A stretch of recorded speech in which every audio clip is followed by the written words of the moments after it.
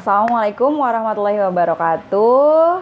Apa kabarnya anak-anak hari ini? Kembali lagi di channel Bu Sekar ya. Kali ini kita sudah sampai di bab 5 yang berjudul Mengenal Gado-gado sebagai kuliner khas Jakarta.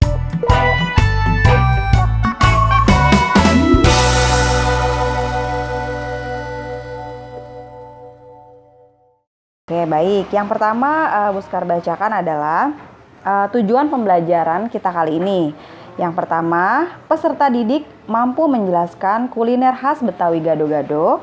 Yang kedua, peserta didik mampu menyebutkan bahan-bahan dan cara membuat kuliner Betawi gado-gado. Ya, mengenal gado-gado sebagai kuliner khas Jakarta. Gado-gado adalah makanan khas penduduk Betawi di Jakarta. Masyarakat Betawi sangat bersyukur karena bahan membuat gado-gado sangat mudah didapat. Tanah Indonesia yang subur membuat tumbuhan seperti sayur mayur sebagai bahan gado-gado sangat mudah ditanam. Gado-gado adalah makanan yang bergizi dan mudah membuatnya, sehingga sangat digemari penduduk di Jakarta. Bahkan di luar Jakarta pun sudah banyak masyarakat yang menggemari gado-gado. Tidak berlebihan kiranya bila gado-gado sudah menjadi masakan khas Nusantara. Ayo menyimak mengenal makanan khas Betawi gado-gado. Masakan adalah jenis olahan bahan-bahan dan bumbu yang dapat dijadikan lauk pauk bahan makanan pokok seperti nasi atau gandum. Masakan biasanya terdiri dari sayuran, daging, dan lain-lain yang diolah dengan bumbu-bumbu tertentu. Dengan masakan, makanan pokok menjadi lezat dan enak untuk dinikmati. Pada umumnya, jenis makanan dibagi menjadi dua, yaitu masakan dan jajanan. Masakan biasanya digunakan sebagai lauk pauk atau sayuran saat makan pagi, siang, dan malam. Makanan jajanan merupakan kudapan yang dinikmati setiap saat atau untuk menjamu tamu.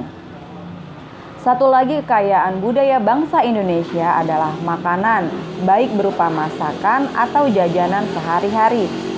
Makanan khas daerah warisan nenek moyang bangsa ini lebih menyehatkan karena dibuat dari bahan dan bumbu yang alami. Di Indonesia, setiap suku bangsa tersebut memiliki makanan khas, baik lauk pauk maupun jajanan. Indonesia selain kaya budaya, ternyata juga kaya akan masakan khas daerah yang lezat dan bergizi. Masing-masing daerah memiliki makanan khas daerah yang merupakan ciri sosial budaya masyarakat di daerah tersebut. Gado-gado adalah salah satu masakan khas Betawi. Gado-gado adalah salah satu makanan yang berasal dari Indonesia yang berupa sayur-sayuran yang direbus dan dicampur jadi satu. Bumbu yang dipakai adalah bumbu kacang atau saus dari kacang tanah yang dihaluskan disertai irisan telur, dan pada umumnya banyak yang menambahkan kentang rebus yang sudah dihaluskan. Untuk saus gado-gado, kentang rebus dimasak bersamaan dengan bumbu kacang. Kemudian di atasnya ditaburi bawang goreng. Sedikit emping goreng atau kerupuk juga ditambahkan. Gado-gado dapat dimakan begitu saja seperti salad dengan bumbu atau saus kacang. Tetapi juga dapat dimakan beserta nasi putih atau kadang-kadang juga disajikan dengan lontong. Di masa lalu, orang-orang Tionghoa di Betawi banyak yang menyukai pecel dari Jawa. Oleh karena itu, orang-orang Tionghoa ini menciptakan gado-gado. Wah, jadi asalnya dari gado-gado itu ternyata karena sebelumnya ada pecel ya, dari Jawa. Sebagai modifikasi dari pecel Jawa, oleh karena itu orang Tionghoa ini menciptakan gado-gado sebagai modifikasi dari pecel Jawa dan sudah disesuaikan dengan lidah mereka. Dan konon kabarnya orang-orang Belanda yang saat itu ada di Betawi sangat menggemari gado-gado buatan mereka itu. Versi lain kalau penemu gado-gado adalah masyarakat kampung Tugu yang aslinya keturunan Portugis. Pada abad ke-17 mereka dibawa oleh Belanda ke Indonesia untuk dijadikan budak. Di kemudian hari, mereka mendirikan kampung sendiri yang dinamakan Tugu. Berasal dari kata por, tugu, ese. Di kampung ini, mereka tetap melestarikan budaya dan kuliner mereka sendiri. Salah satunya adalah gado-gado. Gado-gado berasal dari bahasa Portugis, yaitu gadu, yang artinya makanan yang dicampur-campur. Hingga saat ini gado-gado sudah identik sebagai kuliner khas Betawi. Dan ternyata makanan ini sudah sejak tahun 1950-an populer di Jakarta loh. Hal ini dibuktikan dengan lagu berjudul Gado-Gado Betawi.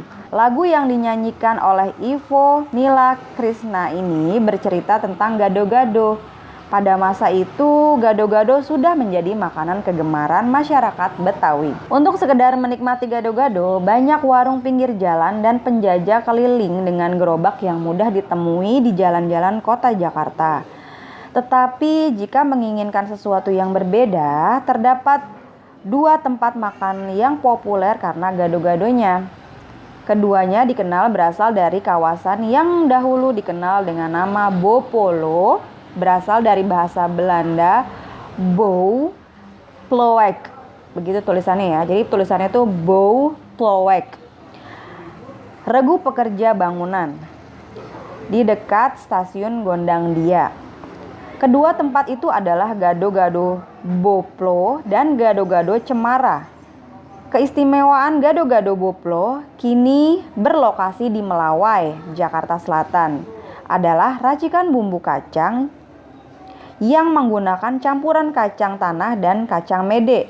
Sedangkan Gado-Gado Cemara berlokasi di Tanah Abang, dikenal kesegaran rebusan sayurannya dan racikan bumbu kacangnya yang tetap terjaga. Selanjutnya kita akan belajar tentang bahan-bahan dan cara membuat gado-gado.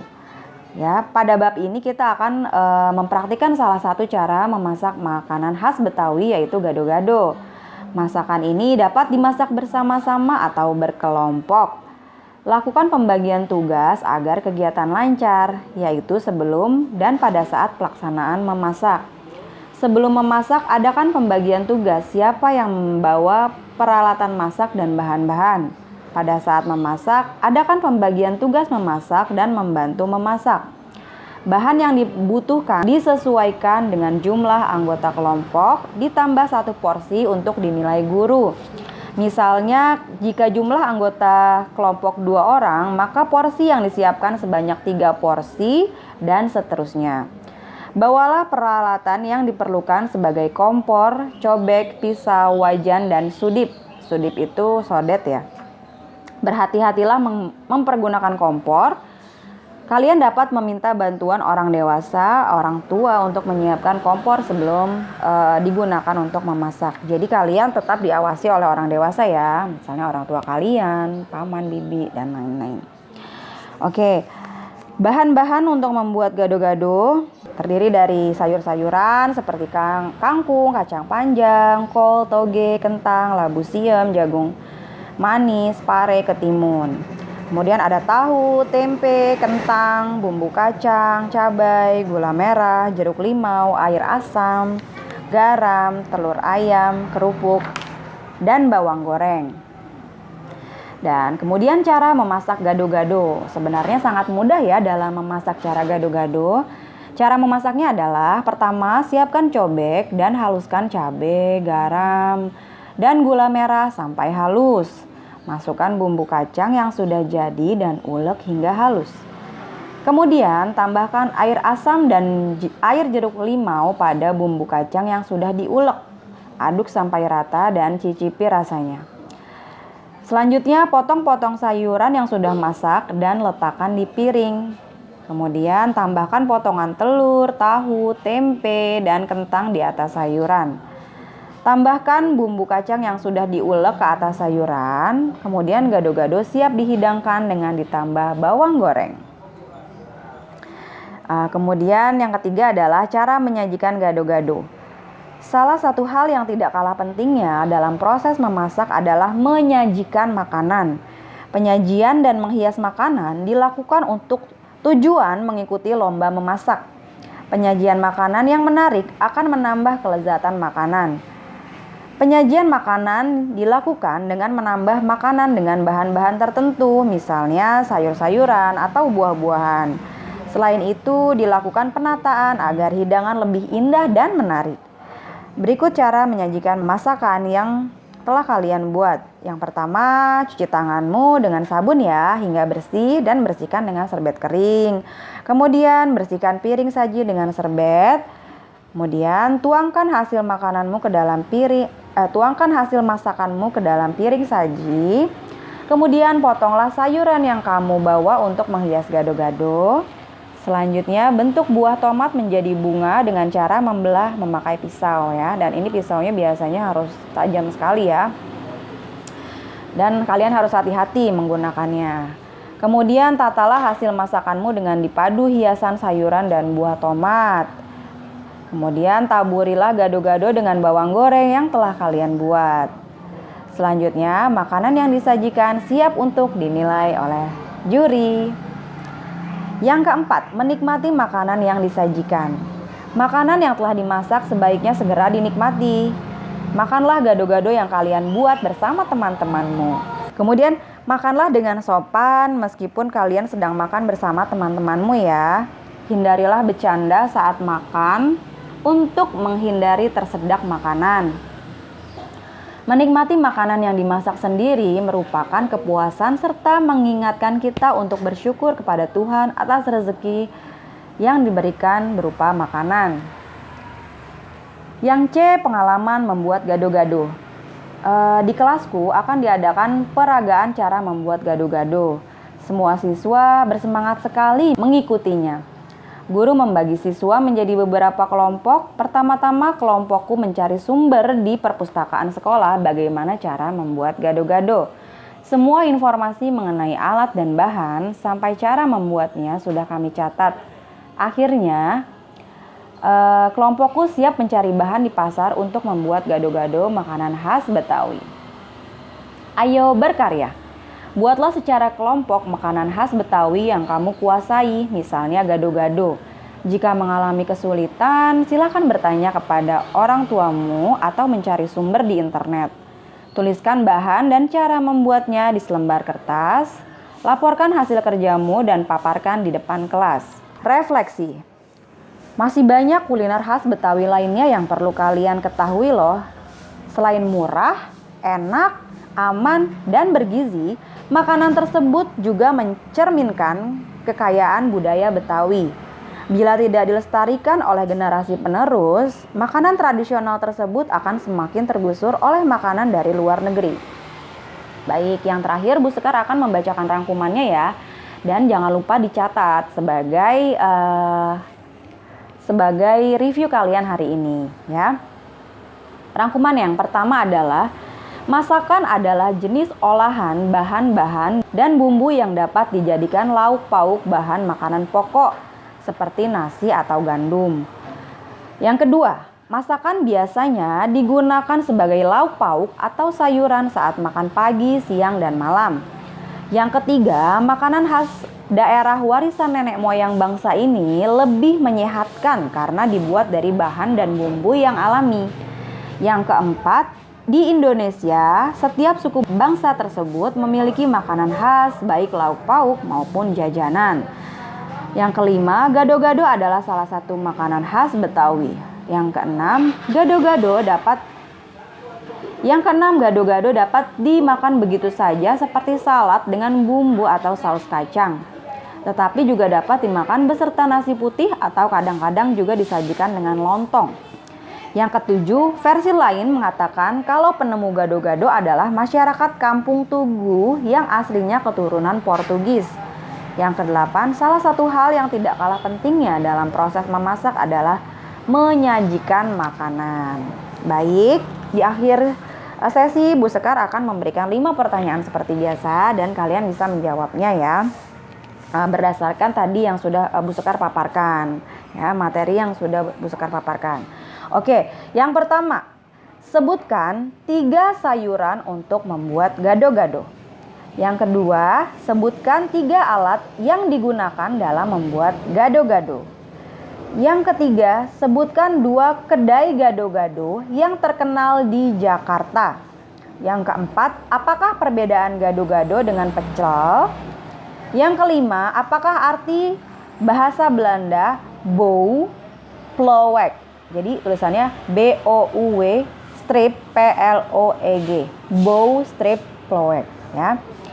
Nah, jika sudah selesai mengerjakan tugasnya, kalian bisa kirimkan ke guru kalian masing-masing ya. Jadi di sini Bu Sekar hanya memberikan kesimpulan ya, bahwa gini loh.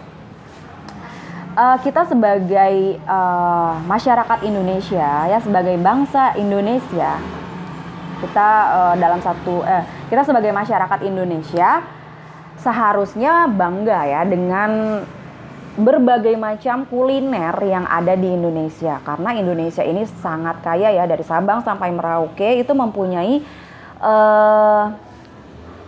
ciri khas masakan yang berbeda-beda ya, masakan Nusantara yang banyak sekali ragamnya ya. Dan kali ini Bu Sekar sedang membahas masalah tentang gado-gado ya, dan itu baru di Jakarta. Bagaimana dengan di daerah-daerah lain ya.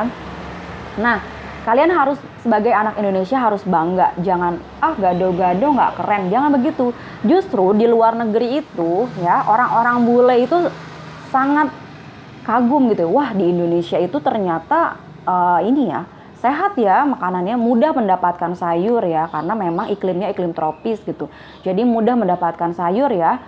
Ada yang bilang kenapa tanah kita tuh tanah surga, karena negara kita sangat mudah ditumbuhi berbagai macam jenis tumbuhan ya, sayuran ya, kita sangat mudah mendapatkannya. Dan kalian tahu nak, ketika kalian di luar negeri, kalian akan susah mendapatkannya. Dan sekalinya kalian dapat, itu harganya mahal. Kenapa? Makanya makanan Indonesia seperti gado-gado di luar negeri itu harganya mahal ya, karena bahannya susah didapatkan, harus diimpor ya. Begitu. Jadi nih kalian sebagai anak-anak Indonesia seharusnya lebih bersyukur, karena yaitu dengan mudah mendapatkan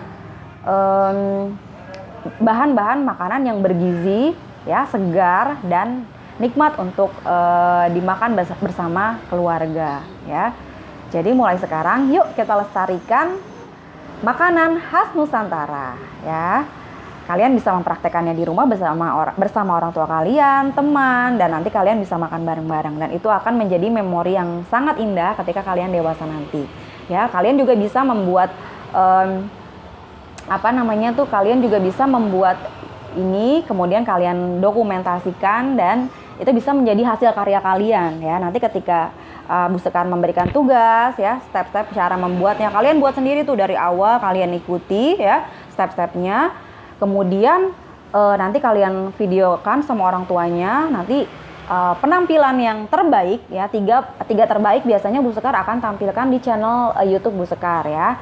Dan itu akan menjadi kenang-kenangan ya, ilmu yang bisa di-share ke orang lain. Menarik bukan? Ya, mulai sekarang yuk kita lestarikan makanan khas Nusantara dengan cara membuatnya dan menikmatinya. Ya, dan makanan ini juga, satu lagi ya, dan makanan ini juga ketika dikonsumsi dalam jangka waktu yang panjang, ini sangat menyehatkan tubuh ya. Kalian jadi makanan ini itu kalian konsumsi setiap hari itu malah bagus ya, tidak akan bermasalah. Ketika kalian hanya memakan makanan siap saji atau makanan-makanan yang junk food gitu ya, yang siap saji itu bahan pengawetnya kayak sosis, nugget gitu, itu bisa menabung kanker tanpa kalian sadari ya. Itu yang harus kalian ingat. Jadi jangan bangga, saya mah makannya sosis Bu, saya makannya nugget gitu. Bukannya nggak boleh, tapi itu yang jarang, itu buat hiburan aja, buat selingan seminggu sekali pas weekend gitu ya. Tapi kalau untuk sehari-hari kalian lebih baik makan ini. Pencernaan kalian sehat ya, badan kalian sehat, semua juga sehat insya Allah ya. Baik, itu saja yang dapat Bu Sekar sampaikan pada pembelajaran kali ini. Terima kasih untuk kalian yang sudah menyimak dari awal sampai akhir video. Akhirul kata, Bu Sekar mohon maaf atas segala kekurangan dan kehilafan, karena yang benar datangnya dari Allah dan yang salah dari Bu Sekar yang bertugas. Akhirul kata, wassalamualaikum warahmatullahi wabarakatuh.